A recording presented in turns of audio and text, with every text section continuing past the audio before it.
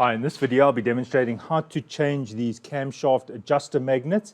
These are leaking. Unfortunately, they're leaking from the unit itself. On some units it just leaks from the seals. I have a video showing how to change the seals, but in this case it's actually leaking from the seam of the magnet. So in this case I'm going to replace both of these magnets. I'm using the Pierburg parts and I'm now going to do the repair.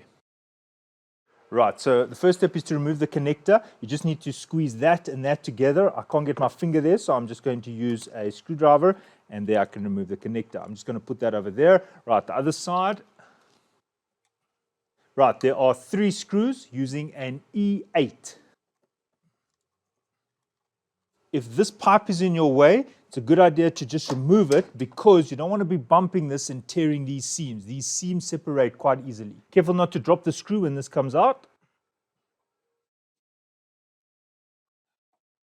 Right, so the problem with these is it's actually leaking there. Now note, there's a rubber ring there and a rubber ring there. Your replacement camshaft adjuster magnet should come with seals. I'm going to remove these seals, prying it out with the screwdriver without scratching any of the aluminium. You might find in your case they're very hard to pry out because they've been there for very long. I'm now going to clean the area. I like to use enamel thinners. Just make sure no cleaning products get in there where the camshaft is.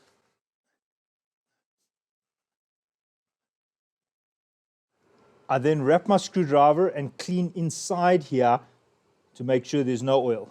Right, now I've got these 2 rubber parts that get inserted in the middle there. It's almost like they're grommets. Now the orientation is the flat side goes at the top, so it goes in like that. The nipple side comes through at the back. Now what I do to make this easier is I wet this. I don't put any oil on it, just water. So there it is wet, and now I seat it by the hole. Now I take a flat screwdriver and I squeeze it on the side.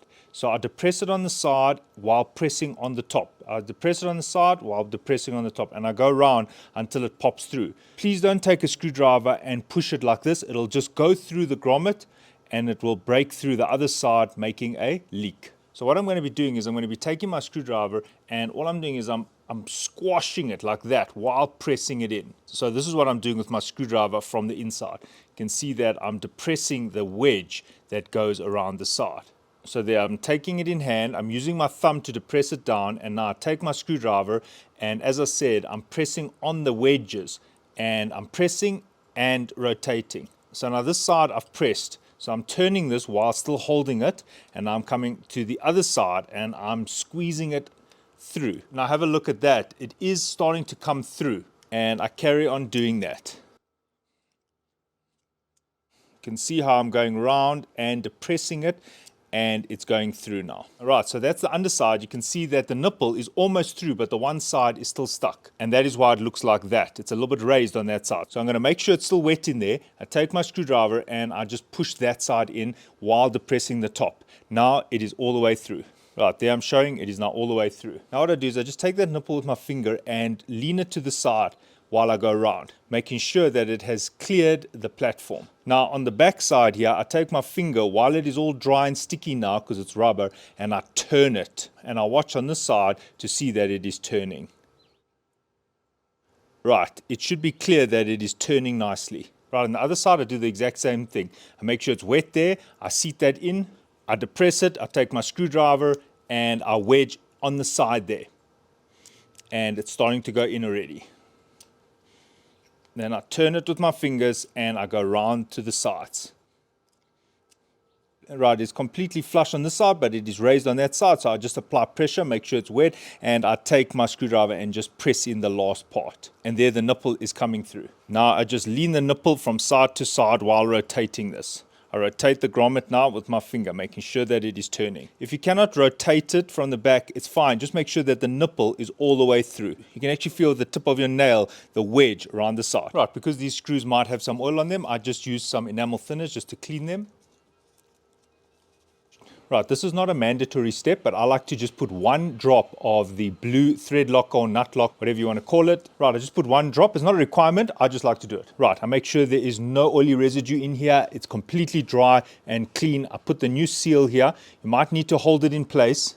I take the brand new adjuster magnet and I seat it and make sure that it is flush with the head. Notice that the connector faces down. I keep holding this And now I insert the screws one by one.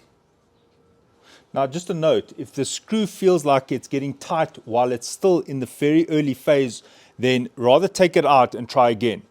I do not want to cross thread anything here. It's also helpful to use the socket to align it. Notice that I do this by hand and I do this very carefully. I do not want to cross thread it. It should go in very easily, like it is going in now, very easily.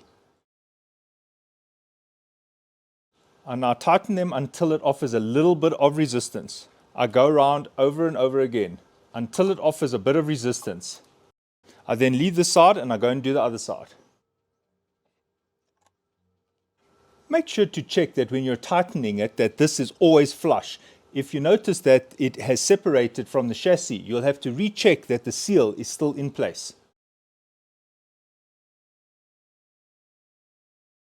I go around 2 or 3 times, just making gentle nudges. I now go back to the other side and do final tightening. I turn it just 1/16th of a turn, and that is it.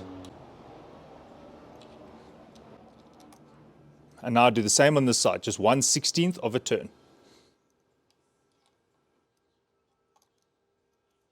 If there was oil that got into your connector, make sure you clean it out. I'm just using a contact cleaner to clean it out. If you do not have a contact cleaner, you can use rubbing alcohol. Just make sure the rubbing alcohol does not have glycol. Right, make sure they are plugged in. Right, the job is now done. Thanks for watching and cheers.